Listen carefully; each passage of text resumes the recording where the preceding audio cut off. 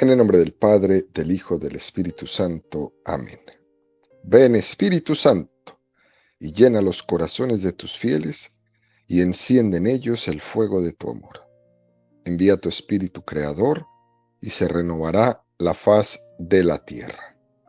Estamos estudiando el Catecismo de la Iglesia Católica, su segunda parte, la celebración del misterio cristiano, segunda sesión, los 7 sacramentos de la Iglesia. Capítulo tercero, los sacramentos al servicio de la comunidad. Artículo sexto, el sacramento del orden. Entramos ahora en el segundo apartado de este artículo, donde el Catecismo dedicará 14 números, del 1539 al 1553, al estudio del tema que tiene como título El sacramento del orden en la economía de la salvación. El día de hoy vamos a profundizar en los números 1539 al 1543 con el tema El sacerdocio en la antigua alianza. Número 1539 del Catecismo de la Iglesia Católica dice: el pueblo elegido fue constituido por Dios como un reino de sacerdotes y una nación consagrada. Pero dentro del pueblo de Israel, Dios escogió una de las 12 tribus, la de Leví, para el servicio litúrgico. Dios mismo es la parte de su herencia. Un rito propio consagró los orígenes del sacerdocio en la antigua alianza. En ella, los sacerdotes fueron establecidos para intervenir en favor de los hombres en lo que se refiere a Dios, para ofrecer por los pecados. Un primer número muy hermoso que nos regala el Catecismo esta mañana y nos va a proponer 2 textos maravillosos, uno del libro del Éxodo y otro de Isaías. Éxodo 19, 5, 6. Ahora pues, si de veras escucháis mi voz y guardáis mi alianza, vosotros seréis mi propiedad personal entre todos los pueblos. Porque mía es toda la tierra. Seréis para mí un reino de sacerdotes y una nación santa. Estas palabras son las que has de decir a los hijos de Israel. Y después nos propone Isaías 61:6. Y vosotros seréis llamados sacerdotes de Yahvé, ministros de nuestro Dios se os llamará. La riqueza de las naciones comeréis, y su gloria les sucederéis. Al pueblo entero de Israel, no solo a algunos, de una manera más genérica, se le llama pueblo de sacerdotes. Y el Catecismo nos va a hacer como un encuadre general en un texto del libro de los Números 1, 44, 54. Estos fueron los revistados por Moisés y Aarón, y por los 12 principales de Israel que pertenecían cada uno a una casa paterna. Sacado el total de los israelitas de 20 años para arriba, de todos los que había en Israel útiles para la guerra, revistados por sus casas paternas, resultó el total de revistados 603,550. Pero los levitas y su tribu paterna no fueron revistados con ellos. Yahvé habló a Moisés y le dijo: no pases revista a la tribu de Leví, ni hagas su padrón entre los demás israelitas. Alista tú mismo a los levitas para el servicio de la morada del testimonio, de todos sus utensilios y de todo lo que se relaciona con ella. Ellos han de llevar la morada con todos sus utensilios. Estarán al servicio de ella y acamparán en torno a ella. Cuando haya de trasladarse la morada, la desmontarán los levitas, y cuando la morada se detenga, los levitas la montarán. El laico que se acerque será muerto. Los israelitas acamparán cada uno en su campamento y bajo su bandera por cuerpos de ejército. Pero los levitas acamparán alrededor de la morada del testimonio, y así no se desatará la cólera contra la comunidad de los israelitas. Los levitas se encargarán del ministerio de la morada del testimonio. Los israelitas lo hicieron tal como se le había mandado Yahvé a Moisés. Así lo hicieron. Esto es un texto muy hermoso, muy hermoso. Dios elige entre todos un pueblo para sí, mientras que los demás pueblos son laicos. Esa es la palabra que se utiliza en el versículo 51 que acabamos de leer. Y dentro de ese pueblo también se elige a una tribu de entre las 12 tribus de Israel, a la tribu de los levitas. ¿Para qué? Solamente para el servicio de la morada del testimonio, de la casa de Dios. Ese es el lugar santo donde los israelitas creen que Yahvé mora entre ellos. Así como nosotros decimos, creemos que Jesús está presente en la Eucaristía y lo guardamos en el sagrario, y el sagrario es esa casa, es el lugar más importante de toda nuestra parroquia. También así eran ellos. Es el lugar del encuentro entre Yahvé y su pueblo, así como el sagrario es el lugar del encuentro del católico con Jesús. Esa tribu sacerdotal, esa tribu de Leví, debe de ser de alguna manera apartada del resto de las tribus. Eso es lo que Dios está diciendo. No puede ni debe ser considerada como una tribu más. Esto es muy, pero muy interesante, ¿no? No presta servicio de armas, no hace lo que los otros hacen. ¿Por qué? Porque esa tribu ha sido consagrada únicamente para servir a Yahvé de una manera exclusiva. Cosa muy hermosa. Todavía no cabe hablar del sacerdocio en el sentido en que lo tenemos nosotros hoy día, pero aquí ya se está prefigurando una consagración especial para un servicio especial. Por eso, ese don novedoso que Jesucristo nos da en el orden sacerdotal, no por ello, por lo novedoso de Jesús, no era que no tenía una historia en el Antiguo Testamento. Al contrario, tenía una historia muy hermosa, y lo que Jesús hace es como entroncar para darle pleno cumplimiento a esa historia de salvación.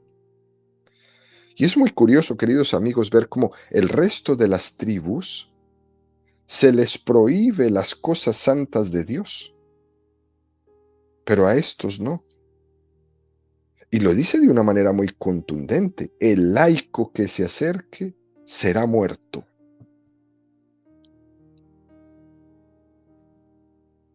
Fuerte, ¿no?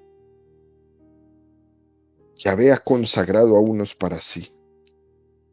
Esos son los únicos que tienen el derecho de entrar en contacto directo con Él.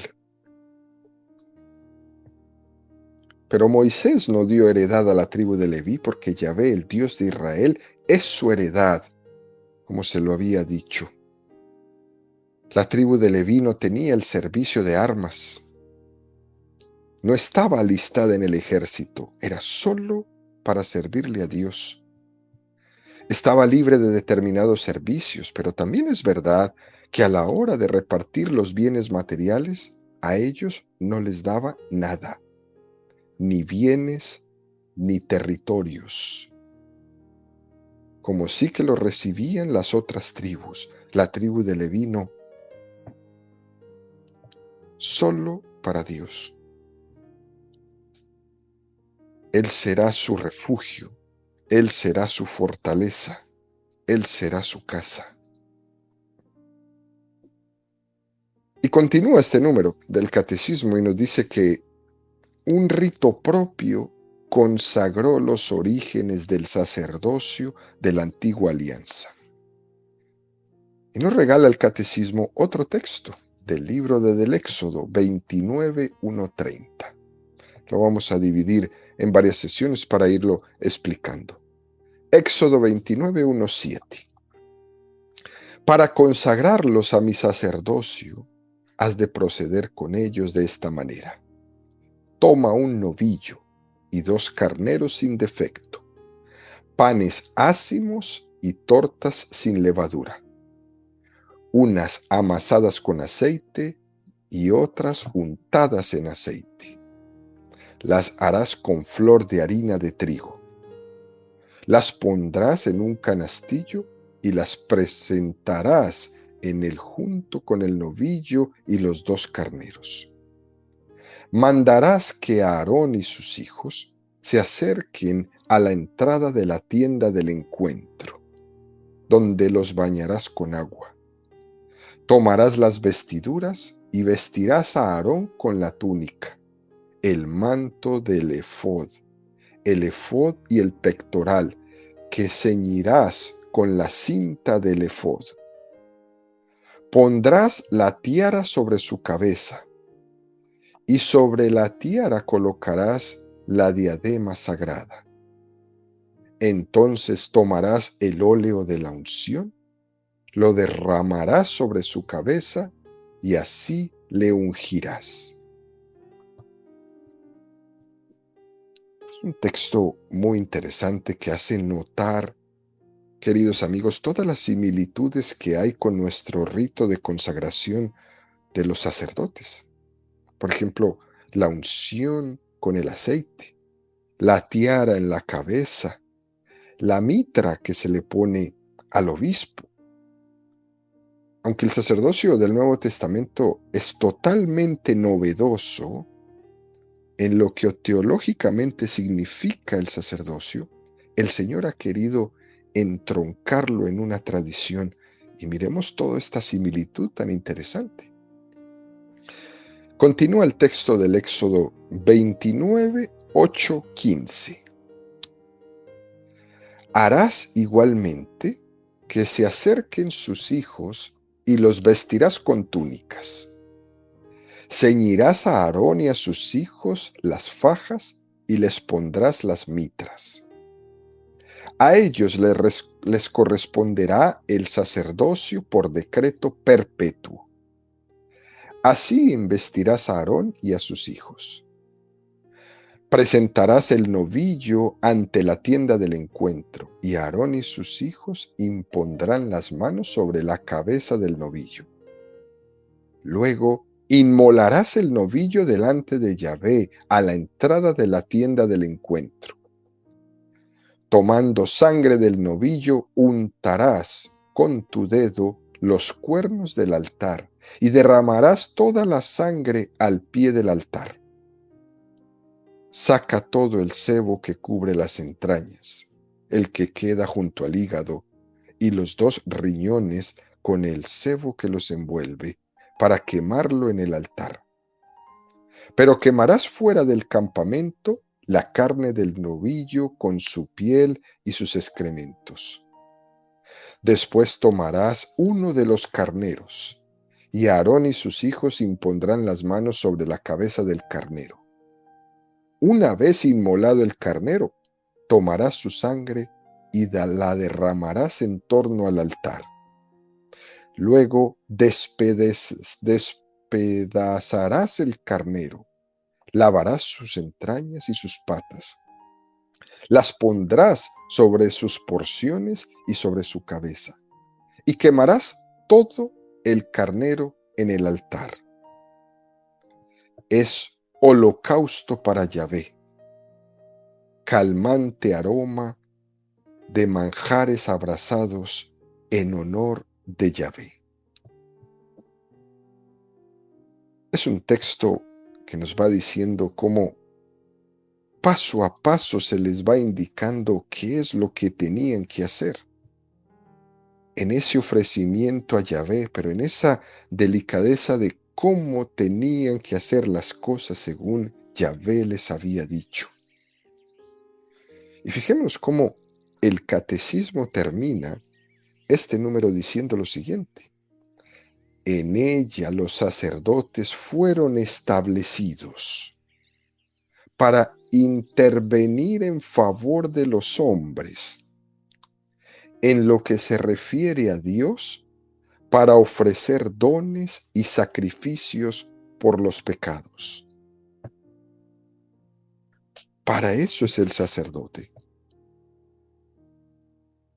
Y en esto, como se puede ver aquí, queridos amigos, coincide perfectamente el sacerdocio del Antiguo Testamento y el sacerdocio del Nuevo Testamento.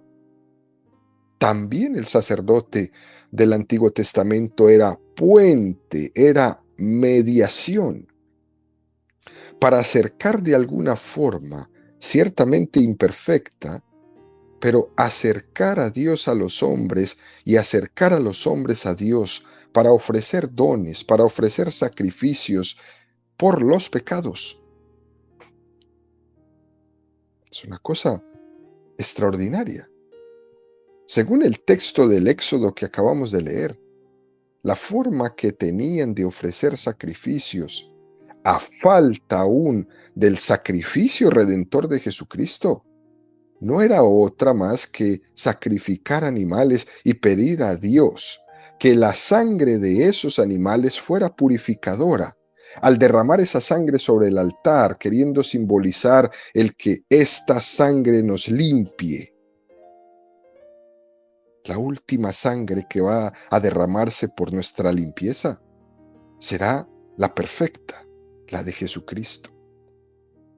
Pero estos hombres de esta tribu de Leví hacían este esfuerzo por comunicarse con Dios, por obedecer a Dios, sacrificando los animales y regando esa sangre en el altar, y después quemando la carne con todo como les va indicando Yahvé que deben de hacer.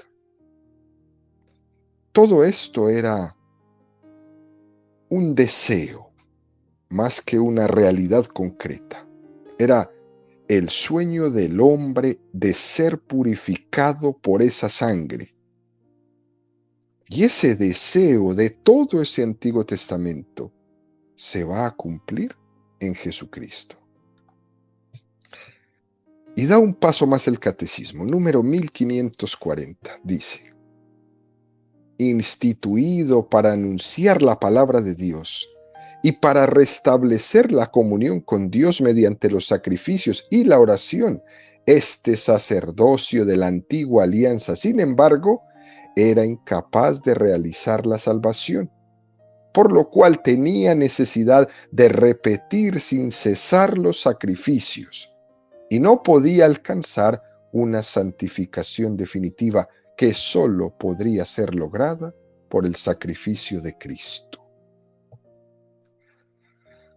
Y aquí el catecismo nos va a regalar el texto de Malaquías 2:7-9. Pues los labios del sacerdote guardan la ciencia, y la ley se busca en su boca, porque él es el mensajero de Yahvé Sebaot. Pero vosotros os habéis extraviado del camino, habéis hecho tropezar a muchos en la ley, habéis corrompido la alianza de Leví, dice Yahvé Sebaot. Por eso, yo también os he hecho despreciables y viles ante todo el pueblo. De la misma manera que vosotros no guardáis mis caminos y hacéis acepción de personas en la ley. Es Malaquías haciendo una llamada de atención a los sacerdotes de la antigua alianza que se habían extraviado del camino que Dios les había marcado. Dios les había marcado un camino, que por sus labios se conociera la ciencia, que por sus labios se buscara la ley. Y cuando se extraviaron, Dios manda a un profeta a anunciarles. En cuanto a la intención, el sacerdocio del Antiguo Testamento era bastante parecido al sacerdocio del Nuevo Testamento. Fíjense, queridos amigos, uno era predicar la palabra, así como lo decía Malaquías, pues los labios del sacerdote guardan la ciencia y la ley se busca en su boca. Predicar la palabra. Segundo, ser mensajero de Dios. También lo decía Malaquías, porque Él es el mensajero de Yahvé. Tercero, ser mediador entre Dios y los hombres. Y cuarto, ofrecer sacrificios en favor de la purificación del hombre. Fijémonos cómo, en cuanto a la intención que tenían los dos sacerdocios, el del Antiguo Testamento y el del Nuevo Testamento, son bastante parecidos. Pero eso era en cuanto a la intención, porque otra cosa son los hechos y las obras ya. ¿Por qué se dice esto, queridos amigos? Porque no basta con querer una cosa para conseguirla. No por decir, vamos a ofrecer un sacrificio para la purificación y el perdón de nuestros pecados, signifique que se realiza el perdón. Al fin y al cabo, la sangre de unos animales no son más que un símbolo. Eso por sí mismo no me transforma interiormente. Y este es el tema central, queridos amigos, de lo que el Catecismo nos va a proponer en el estudio de la Carta a los Hebreos, que es uno de los libros claves para entender el salto tan grande que hay del sacerdocio del Antiguo Testamento al sacerdocio del Nuevo Testamento. Hebreos 5, 1, 4. Porque todo sumo sacerdote es tomado de entre los hombres y está puesto en favor de los hombres en lo que se refiere a Dios para ofrecer dones y sacrificios por los pecados. Y puede sentir compasión hacia los ignorantes y extraviados, por estar también él envuelto en flaqueza. Y a causa de esa misma flaqueza, debe ofrecer por los pecados propios, igual que por los del pueblo, sacrificios. Y nadie se arroga tal dignidad, sino el llamado por Dios, lo mismo que Aarón. Hebreos 7, 26, 27. Así es el sumo sacerdote que nos convenía, santo, inocente, incontaminado, apartado de los pecadores, encumbrado por encima de los cielos, que no tiene necesidad de ofrecer sacrificios cada día, primero por sus pecados propios, como aquellos sumos sacerdotes, y luego por los del pueblo. Y esto lo realizó de una vez para siempre, ofreciéndose a sí mismo. La diferencia entre Jesucristo y los sacerdotes del Antiguo Testamento prácticamente podríamos resumirlas en dos. La primera es que los sacerdotes del Antiguo Testamento tenían que ofrecer sacrificios por sus propios pecados. Jesucristo no. porque Él no tiene pecado. Y la segunda es que la ofrenda que hacían los sacerdotes en el Antiguo Testamento era más simbólico que real, porque no tenía capacidad de ser efectivo, de llegar a purificar verdaderamente. Lo que hacían era reiterar y repetir esos sacrificios de animales que en sí mismo era ineficaz y se seguían sintiendo sucios, y por eso había que una y otra vez hacerlo. Sin embargo, el sacrificio ofrecido por Cristo por los pecados de toda la humanidad fue ofrecido una sola vez para siempre. ¿Por qué? Porque esa ofrenda sí que fue efectiva. Y al ser efectiva, no es necesario que se reitere otra vez. Con una sola oblación fue santificado y purificado todo el pueblo de Dios. Por eso, cuando los católicos vamos a celebrar la misa, no volvemos a repetir el sacrificio de Cristo. Lo que hacemos es actualizarlo, porque Cristo con una sola vez que se entregó en la cruz nos salvó a todos.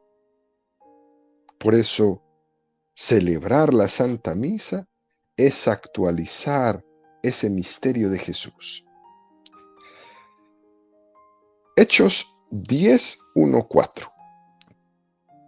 No conteniendo en efecto la ley más que una sombra de los bienes futuros, no la realidad de las cosas, no puede nunca, mediante unos mismos sacrificios que se ofrecen sin cesar año tras año, dar la purificación a los que se acercan.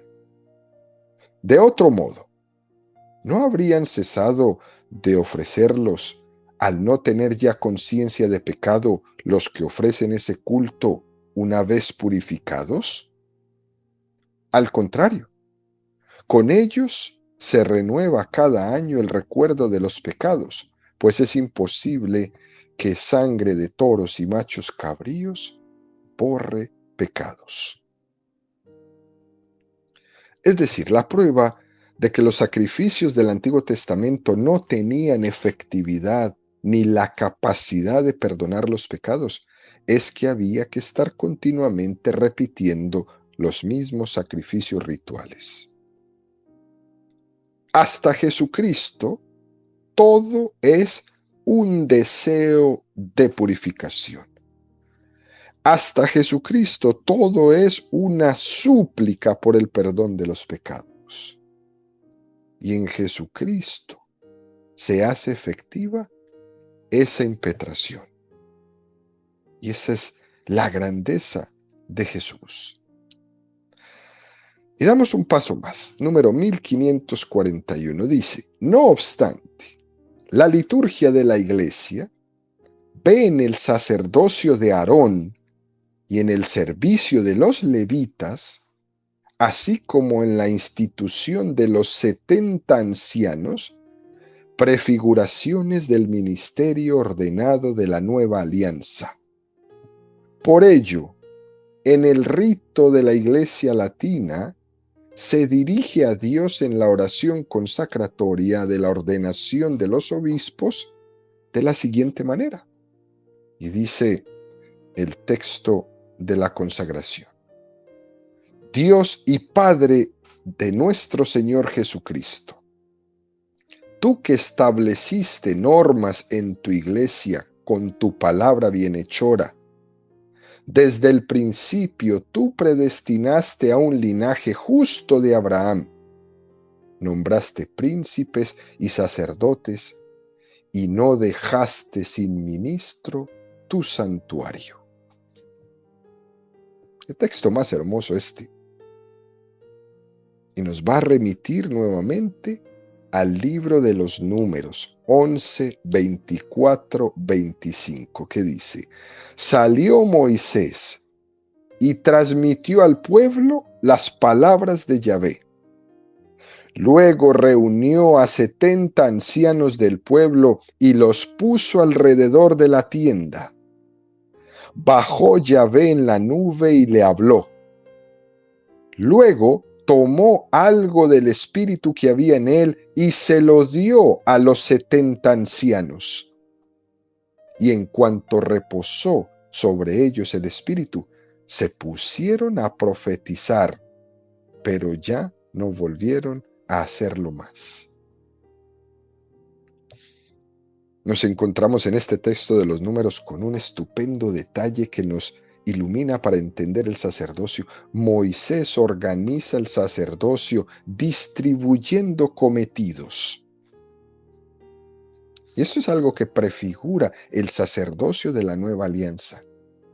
Jesucristo es el único sacerdote, pero también ha querido elegir a hombres de este pueblo para transmitirles el don del Espíritu Santo, para que ejerzan ese único sacerdocio a través de estos hombres que han sido asociados al único sacerdocio de Jesucristo. Es un pasaje de Moisés muy hermoso, cuando Moisés elige a los 70 ancianos. Es una elección. Y es también referido en la celebración del orden sacerdotal nuestro, tanto en la consagración del obispo, como en la consagración del sacerdote, como en la consagración de los diáconos. Dicho esto, el catecismo nos presenta el siguiente número, 1542, que dice: en la ordenación de los presbíteros, la Iglesia ora así: Dios Padre Todopoderoso y Eterno. Ya en la primera alianza aumentaron los oficios instituidos como signos sagrados. Cuando pusiste a Moisés y a Aarón al frente de tu pueblo para gobernarlo y santificarlo, les elegiste colaboradores, subordinados en orden y en dignidad, que les acompañaran y secundaran. Así, en el desierto multiplicaste el espíritu de Moisés, comunicándolo a los 70 varones prudentes, con los cuales gobernó fácilmente a tu pueblo. Así también hiciste partícipes a los hijos de Aarón de la abundante plenitud otorgada a su padre. Es una oración preciosa. Los presbíteros como colaboradores del obispo. Ellos ejercen el sacerdocio en un grado de colaboración con el obispo, como explicamos el día de ayer, que sería un segundo grado. Recordando cómo Moisés, para gobernar el pueblo de Dios, eligió a esos 70 varones para que colaboraran con él. Y a Aarón le dio también el don de transmitir a sus hijos la capacidad de ser sacerdotes para santificar y purificar su pueblo. Dios, que es todopoderoso, no ha querido hacer las cosas de una manera aislada. Él ha querido implicarnos a nosotros en ese sacerdocio. Y por eso se eligen. Dios llama de ese enorme pueblo de bautizados, de ese enorme pueblo de sacerdotes por el bautismo, unos cuantos, para consagrarlos específicamente a su servicio. Y eso es lo que tenemos hoy día. Por eso, nuestra invitación, queridos amigos, tiene que ser siempre a que todos estén llamados, a todos estén abiertos a la llamada de Dios, a los que son padres de familia, que no sientan miedo de que Dios pueda llamar en algún momento a uno de sus hijos a la consagración del servicio único de Dios. Que no sientan miedo, que no sientan pavor, que no sientan de que su hijo se va a perder porque no va a tener familia, porque no va a tener bienes. no ver el sacerdocio como algo que sea malo o que eso para mi hijo no.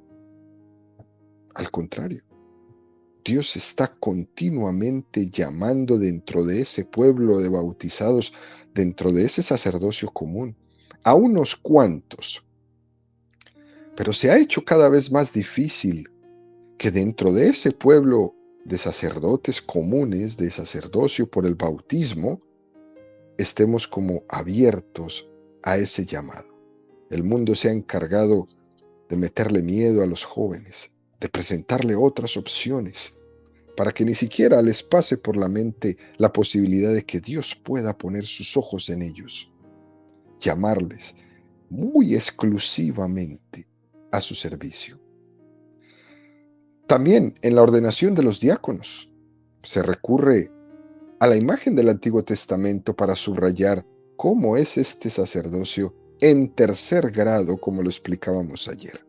Número 1543 del Catecismo dice: y en la oración consacratoria para la ordenación de diáconos, la Iglesia confiesa: Dios Padre Todopoderoso, tú haces crecer picas como templo de tu gloria.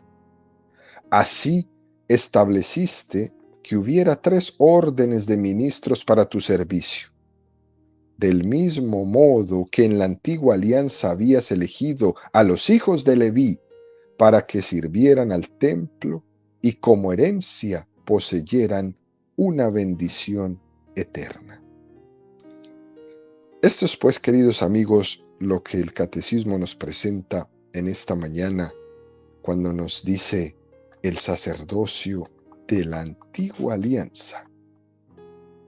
¿Cómo viene ese sacerdocio a ser una pequeña preanuncio, una preparación para este gran sacerdocio de la nueva alianza que comienza en Jesucristo y que es después llevado hasta el día de hoy por todos aquellos que el Señor ha escogido como sus seguidores, como sus sacerdotes, como sus amados en primera fila y como aquellos que tienen la responsabilidad que tenían también los sacerdotes de la antigua alianza y que ha sido heredada. Ese trabajo de santificar a su pueblo, ese trabajo de predicar la palabra, ese trabajo de ser mensajeros de Dios, ese trabajo de ser mediador entre Dios y su pueblo, y ese trabajo de ofrecer sacrificios en purificación, en favor de su pueblo y por el perdón de los pecados.